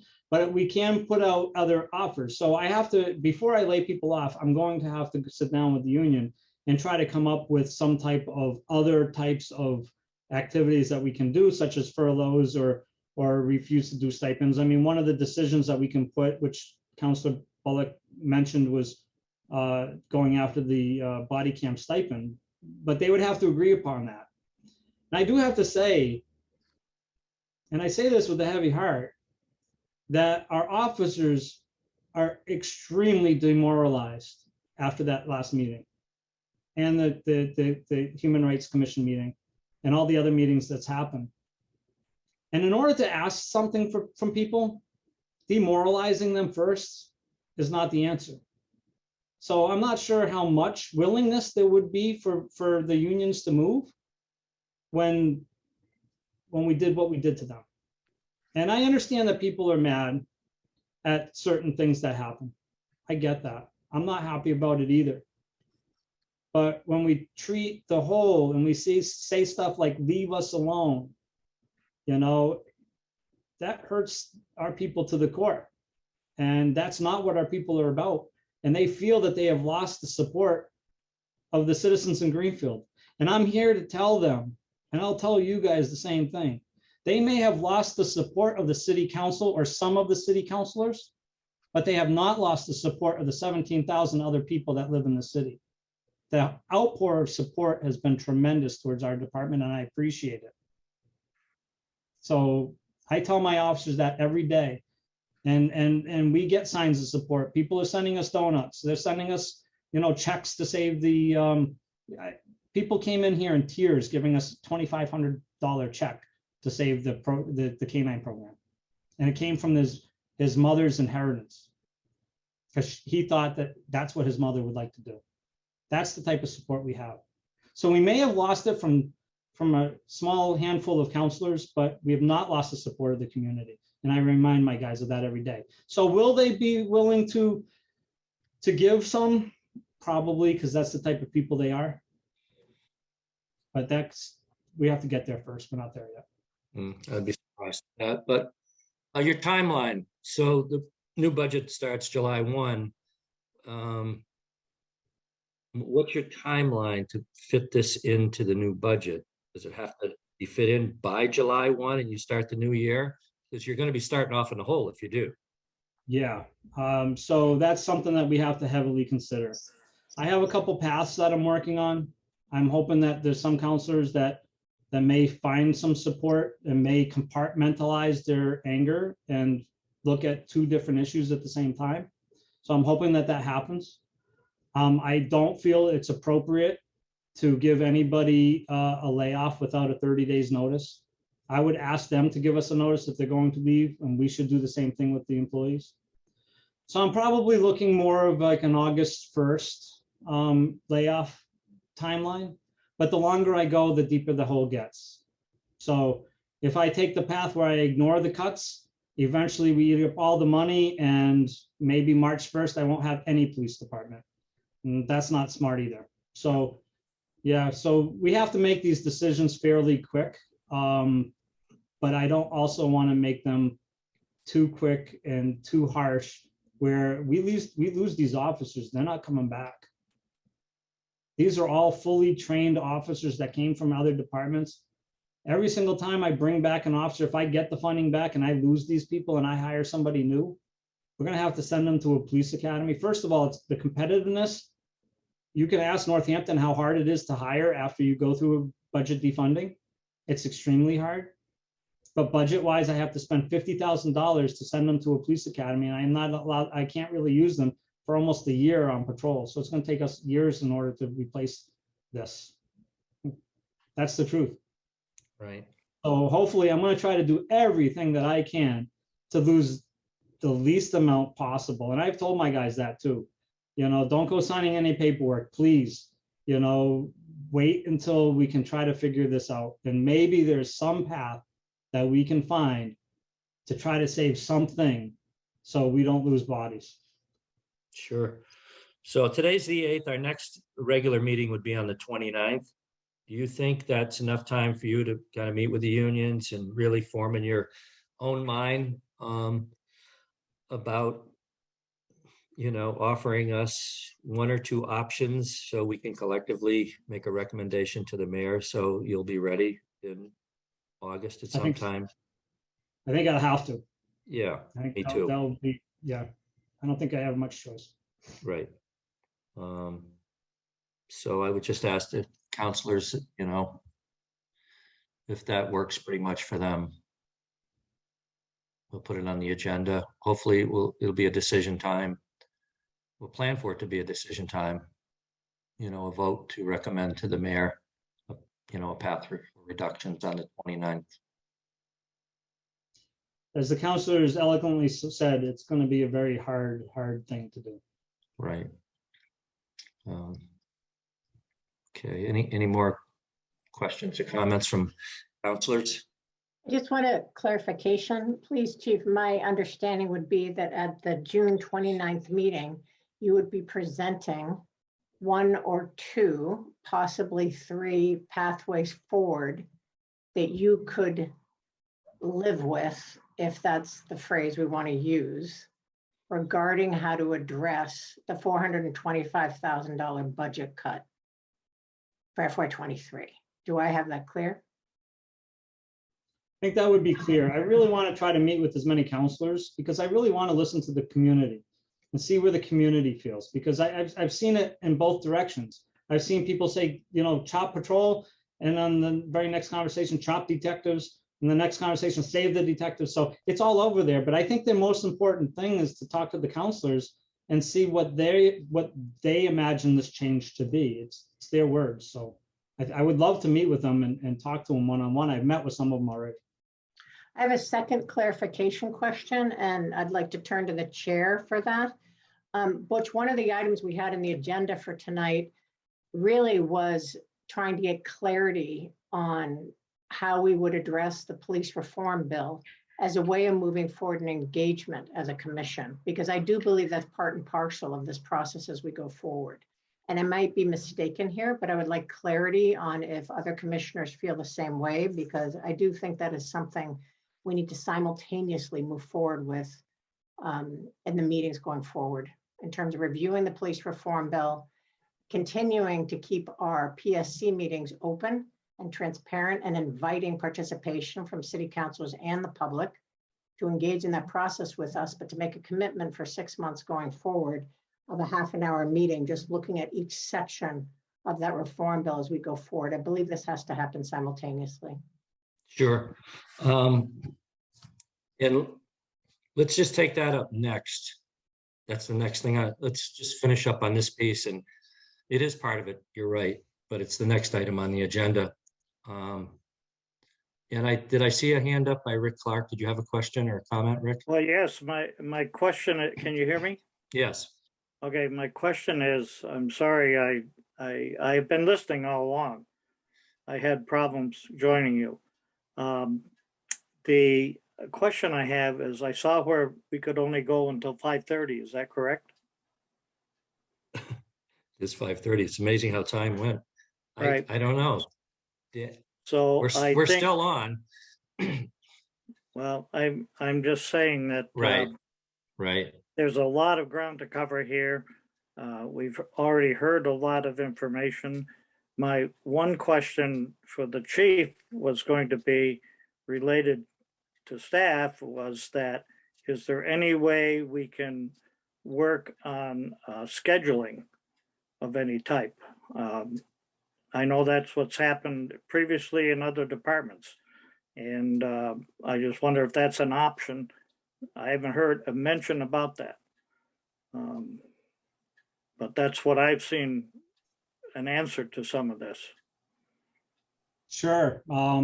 We've already talked to our employees about doing something like the fire department does, where they work 24 on, 24 off, 24 on. I believe it's 5 days off. So we've talked about with that. Some of the scheduling changes, do we really need to be able to handle 2 emergencies at the same time between 3 a.m. and 7 a.m.? Maybe we can shift some of that over to 7 p.m. to 3 a.m. There are some discussions to be had there. Yeah, and those are some of the things I was thinking. I wasn't thinking 24-hour. I was thinking more 12-hour, and have 2 shifts of 12-hour, and have it could even be weighted as a way to answer. So in other words, you wouldn't have a total of 6 on, you might have a total of 4 at one time. And then at night, you might only have 2 on, but that would be giving you cover at night. Yeah. Those are all the options that I can think of right now, but I'm sure there are a lot more. The reason why I brought up the 24 schedule is that there's been some discussion about having parity with the fire department. And the fire department has that type of schedule. So that was an easy thing to talk about, is if we're going to talk about parity, we may have to talk about other types of parities. The fire department, and I'm not here to attack the fire department, they do a phenomenal job with what they have. And I think that they're underfunded. And the answer to parity with the fire department is not to underfund the police department to match an underfunded fire department. It's to properly fund the fire department. So there has been talks about what we can do. We have 27,000 calls of service. To parity the fire department, we'd have to probably get rid of 25,000 of those calls. I'm not sure we can do that. So parity is not really the answer to that, but we have been looking at, because those things have been mentioned, and I do hear these things and I do take them to heart, that we do look at one of the first things I did is I sat down with the fire chief and I asked him, I said, what are you doing right that we're not doing right? And, so we're going to be looking at some of the ways that they do things. And maybe that's how we survive. But you're right too. Do we look at, all of a sudden, changing, have less coverage on the midnight shift? We can look at that type of thing. I'm not prepared to give you an answer on that, but it's definitely, everything is on the table right now. I'm listening to everybody and anything, and I'm paying attention to, I'm on topic here. I'm on this, and some people, there's a public comment here that I'm going to be listening to them too. And just like I listened to the public comment at the city council, and I listened to the other public comments at the Human Rights Commission and everything like that, I pay attention to what's going on. So I'll take all of this stuff into consideration. Well, Butch, I don't know where we want to go from here, but I do agree with Susan that we do also need to be addressing the reforms that are coming through. And we need to be starting on that right away. Right. All these things are important aspects of this. But I think we have to keep really in touch with Chief Gordon in that we are dealing with something that we have to address very soon. Yeah, matter of fact, if I can, if I'm not out of line, I'd prefer to table the police reform talk tonight, because I've been really busy on these other topics and I'm not as prepared on police reform. The only thing that police reform is going on right now is we're doing all of the paperwork to certify the officers that have the last name A through H. And it's quite a bit of paperwork that we have to do. We have to re-interview everybody and do all of the things that Post wants us to do for those officers by June 15th. So I'm not done with that yet. In the middle of doing that and the budgets and all of that. So I'm not really prepared to talk a lot about other things that go on in Post. That's a lot of baggage to unfold right there. Oh, yeah. Wow. Yeah. Okay, any more questions for the chief or the budget cuts or any of that sort of stuff? I think we've all agreed that we're going to put it on the agenda for the 29th, and we'll have some options from the chief to work with, and we'll come to a conclusion on the 29th for a joint recommendation to the mayor. Sounds good to me. And if we're done with I'm that fine with discussion, the thing with the reform bill was not to actually discuss the reform bill tonight. Commissioner White and Commissioner Clark, they wanted to see a process for us to begin to dive into it and work with the deputy and sort of break it out in sections. I think that's what Susan wanted to see. So I just asked Susan maybe to speak to that, and then maybe we can come up with a process going forward at each monthly meeting where we take a section of it and kind of review it with the deputy. Thank you, Chair. Oh, go ahead. Go ahead, Susan. Thank you, Chair. I just wanted to put, basically, it's an echo of what the Chair just said. I actually am making a proposal, which really would be a motion for the commission. This is not on the back of you, Chief, regarding the police reform bill. This is an effort for the Public Safety Commission as a group of commissioners to become more informed and engage in a dialogue with whoever chooses to be present at our PSC meetings regarding the reform bill that was enacted in December 2020 by the governor of Massachusetts. It is very important we become versed in what has been voted into law. And also, for anyone who has reviewed it, it covers very many important areas that have been raised in the national public discourse and in our regional discourse, and also here in Greenfield. So I am actually making a motion I would like to make a motion regarding this, but I'd like to pause, Chair, because there might be more discussion before I make a motion. Thank you. Unless you want to make a motion I think it's better you make the motion and we get a second, then we discuss it. Okay, I would like to make a motion that we take the police reform bill, divide it into sections by the categories that are presented in the bill, and take a half an hour at each of our meetings over the next 6 months that we commit to as part of our meetings for a discussion on that section of the bill, to raise questions, share perspectives, hopefully, Chief Gordon, there would be other members of your department who would be interested to participate in that and share their experience and perspective. So it's not all on you. It would be very valuable to bring in other members of the police department. So I see that I'm picking randomly 30 minutes because really what I believe we need is a commitment over time to this weighty reform bill to better understand it as a community, as a police department, as citizens, and members of Franklin County. And I see this as being very valuable to the Public Safety Commission in terms of our role, in our role and responsibilities as volunteers in the service role for the city. That's what so I'd like to put it forward as a motion beginning, actually the beginning of July, because it's the beginning of the new fiscal year. And from July through January, I think that would be 6 months. That's what I suggest. And we could obviously alter or make amendments as we go along if we find a different process works more effectively. But I'm absolutely not presenting a one-time, one-done deal. That is not what I am proposing here. I'm proposing something that engages us in discussion and dialogue. Okay, second on that? I second it. Okay, Rick. Yeah, perfect. I think that's an ideal way to proceed. It's a 176-page bill, and it's a really very encompassing, very complex piece of legislation that alters the way departments do business in Massachusetts. So it's very important. So the meeting in July, the first meeting in July will be the first session we'll have on that. I have just a comment. Yes. We have to vote on this, but Right. my reason for seconding this is I think this is an extremely important facet of what we do. And we do need the help of the public in this and the help of the departments in this. And I agree totally with Susan. I think this is something that we have to approach and get through. And it's a good way to start out with an outline. And that's just what this is, as I see it.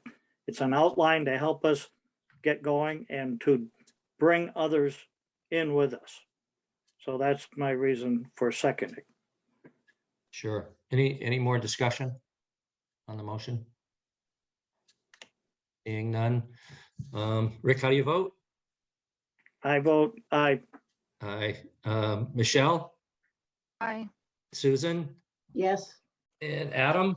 Aye. And Butch is aye. Okay.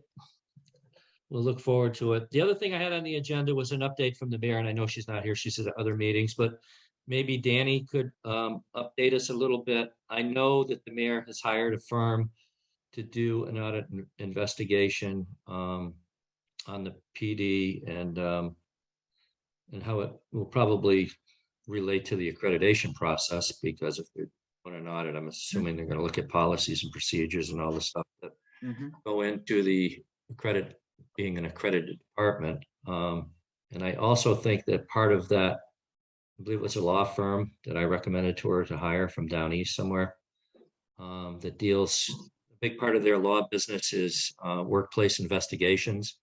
And so I think they will also dovetail that into probably other investigations within the department that are pressing on the mayor's mind. Yep. But I don't know if Danny can speak to that at all. If she can't, that's fine.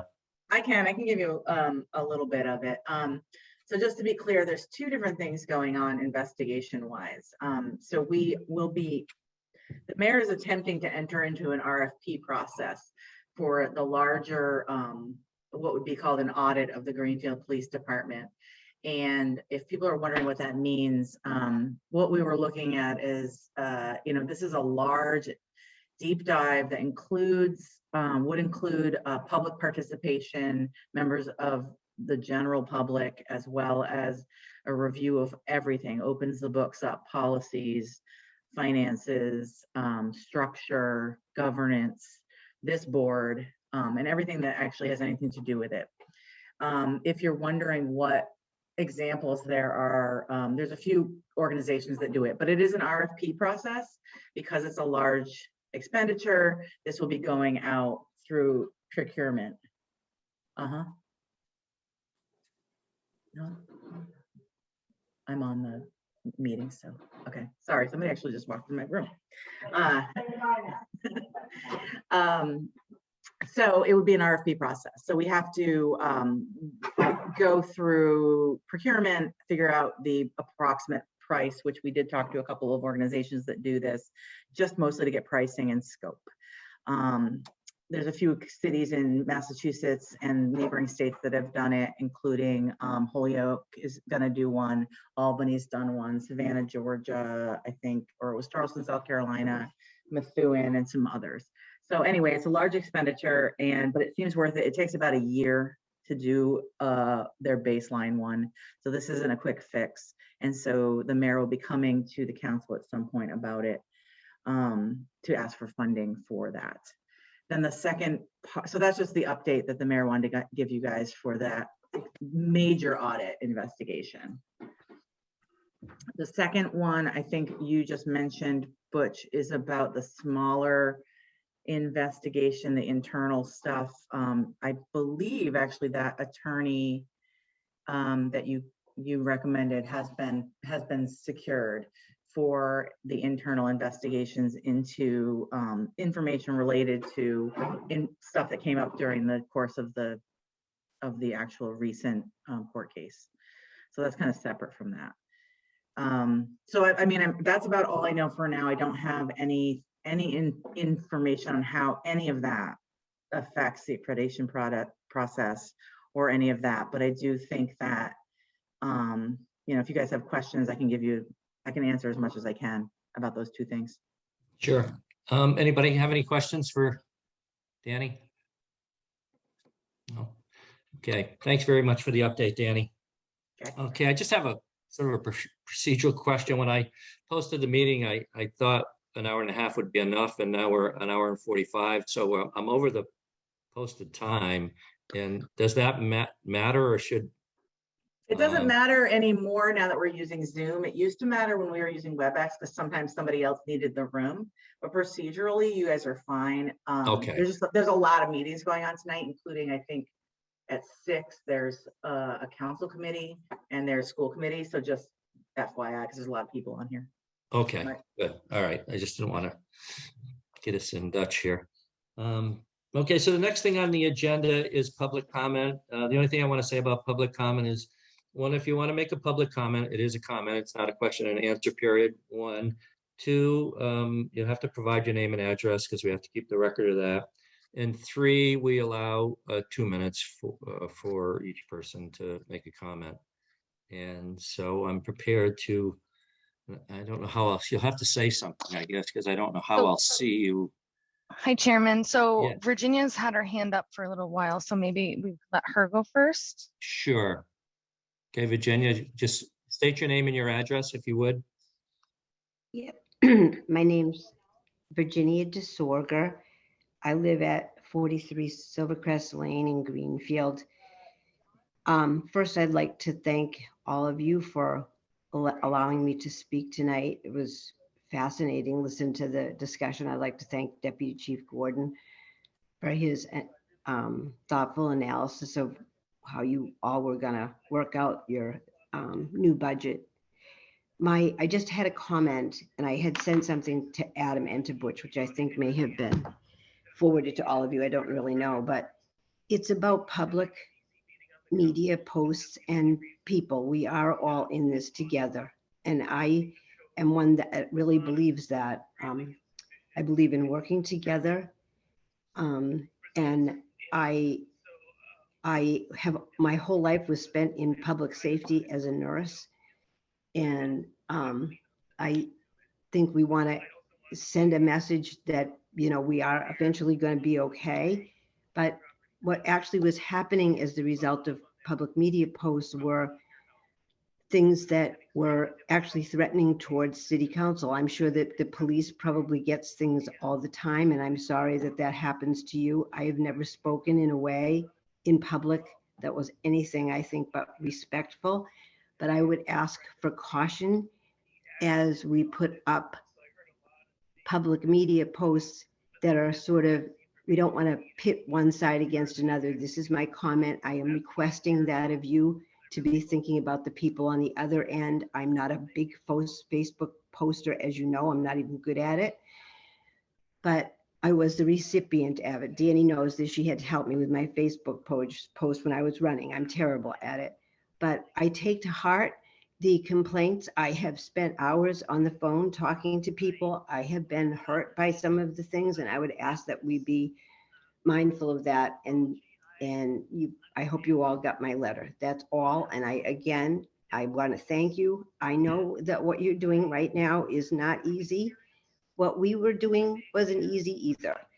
And that's all. Thank you for your time. I'm on the other meeting now with the Board of Health with the Lump property. So I don't want you to think that I'm not listening to what the other people had to say, but I worked on that Lump property from the beginning. So I was just waiting for my 2 minutes of fame.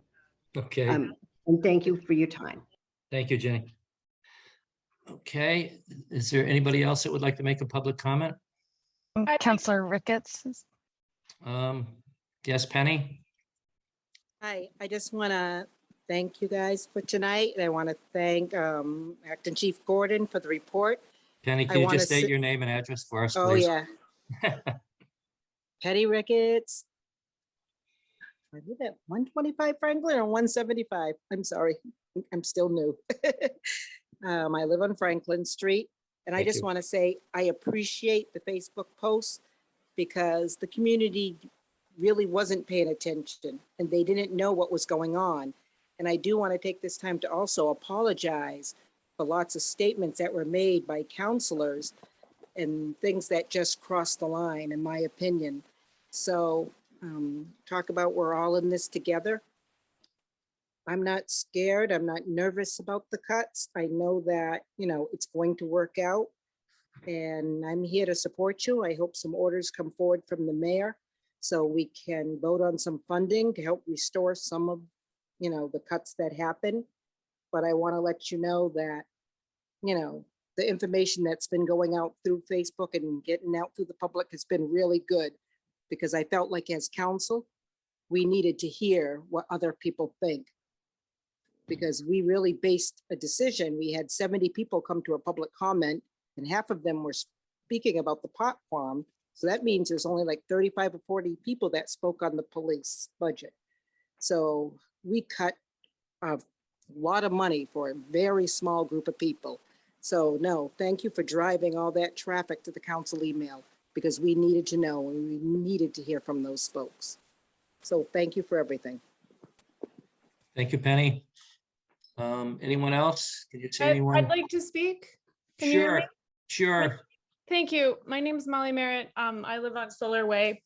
Oh my gosh, I have so much to say, but I just want to say in response to what Penny said, yes, there were 35 people who showed up at the May council meeting to ask for cuts to the police department, but think of all the people who weren't able to show up to the meeting for various reasons, who probably also wanted those cuts. I didn't see anyone at the meeting who was there to speak against cuts. So I think the majority of people in Greenfield were in support of that decision by the counselors. And I also want to point out, I was there at that meeting. That decision was made on the basis of cutting particular officers' salaries. So we're talking about Officer Hay, we're talking about Officer McCarthy, and we're talking about Officer Clark.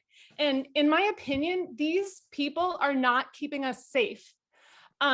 Racially discriminating against community members and members of the police force is not keeping us safe.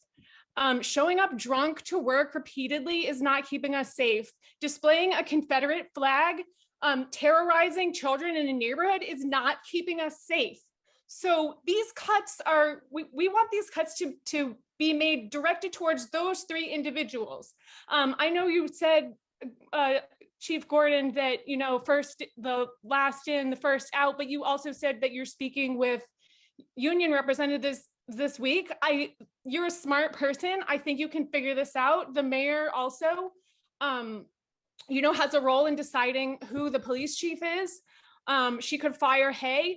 I'm sure you could have a conversation with union reps and let go some of those other officers who are not keeping us safe. They're terrorizing our community.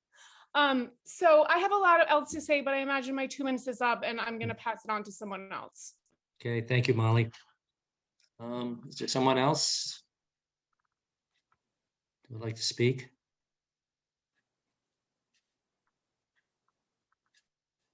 Going once, going twice. Danny, Oh, Danielle Danny, go ahead, Letourneau. Danny. Yep. Sorry. I was waiting to see if anybody else wanted to speak because I was here for work. But I actually want to speak during public comment, just Sure. a bit, if I may. So Go I'm ahead. Danny Letourneau. I live at 40 Garfield Street in Greenfield. I'm a resident of Greenfield. I've been working for the city for just over 2 years, but I've been involved in stuff in the city for 21 years.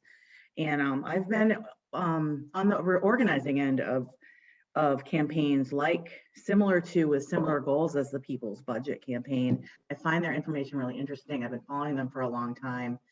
But one of the things I do want to say about that in particular is that we have their number one goal. They have 3 major goals, and one is participatory budgeting, which I really would be curious to see how that works in a municipal setting in Massachusetts. But the other one is the crisis response, the civilian crisis response. And I just want to make sure it doesn't go without saying that we in Greenfield have exactly what they outline as models. We looked at cahoots. I know that Deputy Chief Gordon just talked about it, but I was working for the mayor when Chief Haig came in and brought that as an example of how to structure this program that we have in Greenfield with CSO. Is it perfect? No.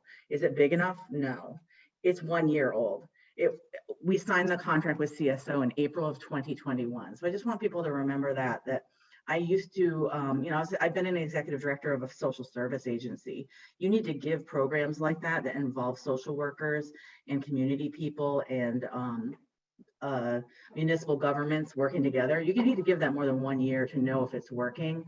And so everything else aside, the other information regarding what has recently happened in terms of the verdict from Northampton and other things aside, I'm really, as a citizen, sad that we're not noticing that we have this major progressive program in its infancy in Greenfield, and now it's in danger.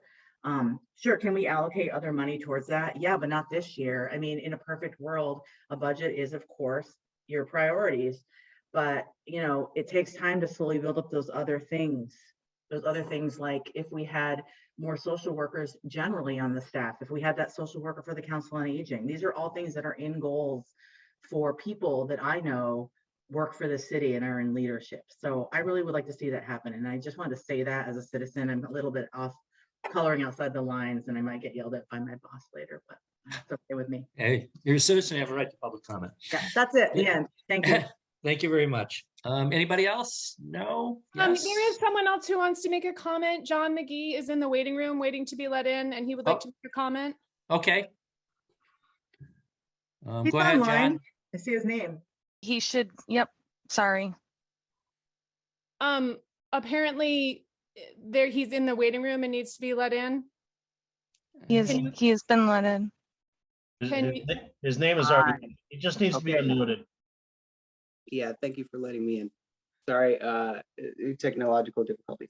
Thanks so much. Okay, so my name is John McGee. I live on Green Street. Yeah, so thank you so much to all of you for in this work. I know it's a volunteer position. This is tough stuff to sort of sort through. Thank you to the acting chief Gordon for putting together the presentation. And no, I mean, I will just say at the outset, as someone who lives in Greenfield and has for a long time, like, even though I'm part of the Greenfield People's Budget, I don't think any of us like relish bringing hardship on people. But I do want to emphasize what Molly said.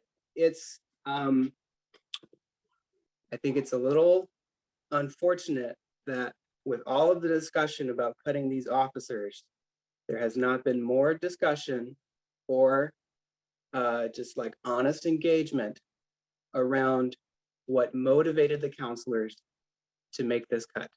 And that is documented wrongdoing by police officers in GPD, both discrimination against Patrick Buchanan and a variety of other things that were just should have been disciplined, but never were. And it's appalling. And that is the kind of thing that causes the community to lose trust in the Greenfield Police Department. I want to be really clear about that. That it's not just like we came out of nowhere and all of a sudden, poof, we convinced people not to trust the Greenfield Police Department. It's that the Greenfield Police Department already had a problem, and that we happened to come along and actually talk publicly about it when many people over the years have been too intimidated or felt too gaslighted in public forums to even talk about this stuff. So I want to talk about that first. The other thing I want to say is that honestly, I do appreciate, thank you, Chief Gordon, for engaging with our website. I also am grateful that you have looked at what the counselors were asking for. I do think it is a very hard time to engage honestly and generously with people who disagree with you. And I just want to say that your reading of our website and our proposals was not generous and was not accurate. And similarly, your reading of counselors' statements was not accurate and taken frequently out of context.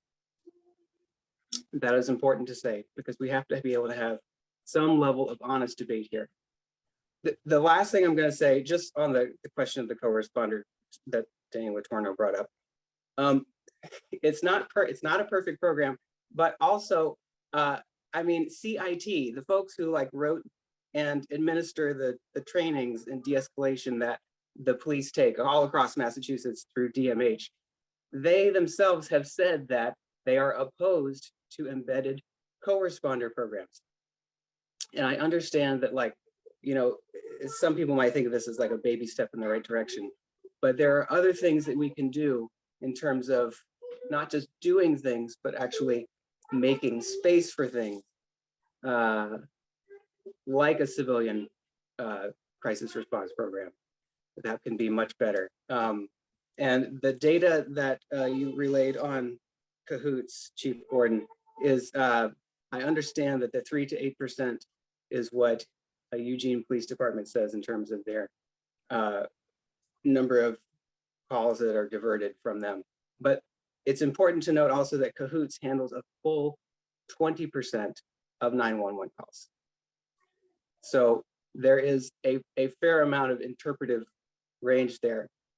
Anyway, that's all I'm going to say. Thank you so much for listening, and have a good night. Thank you, John. Okay, is there anyone else? No? Going once, going twice. Okay, public comment is closed. There's no need for an executive session. I think I put in the notice that our next meeting is on the 22nd, but the chief's going to need a little more time than that. And so I just don't want to make sure I'm in a conflict with the Fire Station Building Committee on the 29th. I don't think I am. So I had proposed the 29th at 4 p.m. for our next meeting.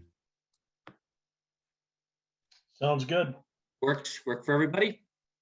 Okay, Yes, so be it. Sorry, Chief, Chair, confirming that will be at City Hall in person, correct? Right, that'll be the hybrid, correct. So is there going to be an option for Zoom? Because Yes, Okay. that'll be I'm the not hybrid. guaranteeing that I'm making it in person. So. Yeah, no, that'll be the hybrid. Oh, this, they have room for folks at City Hall, so you can have somewhat of an in-person, but it'll also be on Zoom for, they've got it all set up. So they just didn't have it set up for today's meeting, and I don't think they'll have it set up for my Fire Station Building Committee meeting tomorrow either. But going forward, it will operate that way. Copy. That's my understanding from Caitlin at City Hall. So we're at adjournment. Motion for adjournment. I want to thank the chief for his. Rick's got a quick question. Oh, go ahead, Rick. You're on mute, Rick. Rick, you're muted. I can't see him. So. Trying to unmute him. Yeah, There, am I there there? he is. Haha, you made it. Hey, I can't do these technical things. That's why I need the hybrid meeting. Hey, though, really, the comments that we've heard from the public, I think this is great. And I think that it gives us a good kick in the pants. So we know where to go. And with that, I move we adjourn. Okay, second, Second. all in favor? Aye. Aye. Who wouldn't be? Thanks, everybody. Let's see, I have to do some stuff. Thank you all. See the recording. Bye. Bye-bye.